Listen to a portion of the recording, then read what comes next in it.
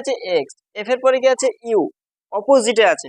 আমরা কি জানি এর বিপরীতে থেকে জেড, বি এর বিপরীতে থেকে ওয়াই, সি এর বিপরীতে এক্স, ডি এর বিপরীতে ডাব্লু, তারপরে ই এর বিপরীতে ভি, এফ এর বিপরীতে ইউ, এফ এর বিপরীতে ইউ আছে, এফ এর ই এফ, জি এর বিপরীতে টি।